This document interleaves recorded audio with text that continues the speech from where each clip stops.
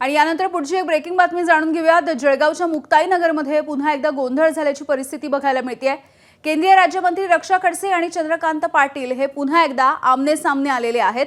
प्रभाग क्रमांक 17च्या मतदान केंद्रावरती हा गोंधळ झालाय। भाजप उमेदवारांना मतदान केंद्रामध्ये जाऊ देत नसल्याचा आरोप रक्षा खडसे यांनी केलेला आहे। तर खडसेंकडून बोगस मतदान केले जात असल्याचा चंद्रकांत पाटील यांचा आरोप आहे। सूचना देखील केल्या आहेत। ताई, सकाळी देखील पोलिसांशी तुमचं चर्चा झाली, आताही होत, काय नेमकं घडतंय?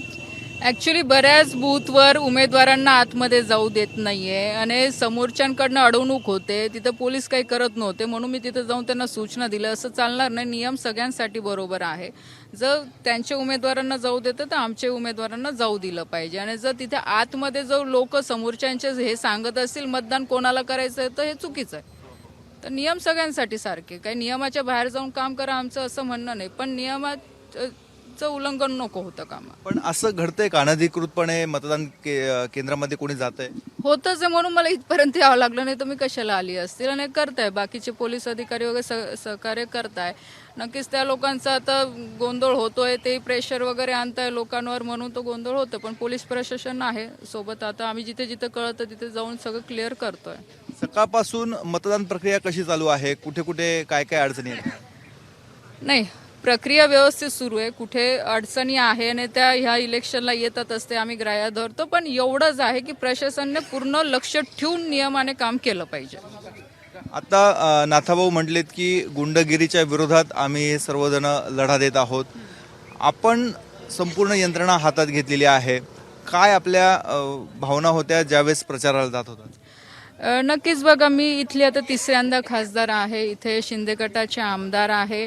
आमची इथे युती होऊ शकली नाही कारण की त्यांनी ह्या इलेक्शनला एक व्यक्तिगत आपला रंग दिला की आमची खडसेंविरुद्ध पाटील आहे, जेव्हा की आम्ही असं कधी बोललो नाही। ही निवडणूक भाजप म्हणून मी लढवते, भाजपच्या कार्यकर्त्यांसाठी मी लढवत आहे आणि नक्कीच माझा पण अधिकार आहे कारण की मी पण इथली रहिवासी आहे, हा माझा तालुका आहे, तर इथल्या लोकांसाठी मला तेवढं काम करणं गरजेचं आहे। नाथाभाऊ तुमच्या पाठीशी आहेत, फायदा होतोय? बघा, नाथाभाऊ माझ्या पाठीशी आहे की नाही आहे तो विषय नाही आहे। विषय असा आहे की प्रत्येक पक्ष आपल्या आपल्या याने काम करत आहे। आता हे बघू शकता, आता हे जे काही सुरू आहे असं हे असं चालणार, हे जे काही होतं हे चुकीचं होतं। हे असं सगळं अलाउड आहे, अशी रॅली काढणं अलाउड नाही आहे, अलाउड नाही आहे, हे चुकीचं इथं अलाउड नाहीच आहे। हेच तुम्ही बघितलं पाहिजे, हेच तर आम्ही थांबवायला आलेलो आहे ना, हेच तर थांबवायला आलेलो आहे। हे जे सुरू हेच तर चुकीचं आहे ना। हे दमदाटी हा काय प्रकार चालू आहे? हे दमदाटीचाच प्रकार आहे ना। जर त्यांचे लोक जाऊन तिथं धमक्या देत असतील उमेदवारांना आणि हे सांगत असतील की याला बटन दाबा त्याला बटन दाबा, आम्ही हेच सांगतो की नियमाने काम करा तुम्ही। मग पोलीस अधीक्षकांशी म्हणा किंवा निवडणुकीचे जे अधिकारी असतात त्यांच्याशी तुम्ही चर्चा? मी आधीपासनं ह्या इलेक्शन कमिशनरला पण माझं स्वतःचं पत्र दिलेलं आहे, SP साहेबांना पण दिलेलं आहे, IG साहेबांना पण दिलेलं आहे की इथे सेन्सिटिव्ह झोन आहे, इथे अशा प्रकारच्या धांदल्या होणार आहे की जेणेकरून तुम्ही पोलीस फोर्स इथे पूर्ण ठेवण्यात यावी। आणि आता तुम्ही बघू शकता तिथे या आहेत रक्षा खडसे। त्यांच्या समोर ज्यांची ही निवडणूक आहे ते आमदार चंद्रकांत पाटील हे देखील इथे आलेले आहेत।